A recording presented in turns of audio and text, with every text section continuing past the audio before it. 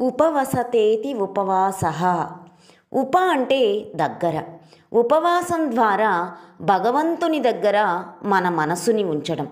భగవంతుని నుంచి మనల్ని దూరం చేసేది ఆహారం, నిద్ర. ఆహారంలో వైకుంఠం చూసేవారు ఆ భగవంతునికి దూరంగా ఉంటారు. ఆయనకు సన్నిహితంగా ఉండుగోరు వారు ఆహారం, నిద్ర రెండూ మానాలి.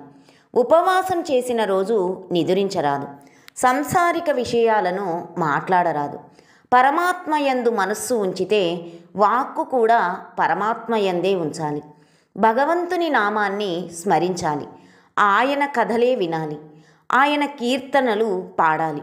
ఈ విధంగా భగవంతుణ్ణి పలు విధాలుగా ఆరాధించాలి. అందుకనే ఉపవాసం చేసేవారు పగటిపూట నిద్రించకూడదు. Thanks for watching. Please subscribe.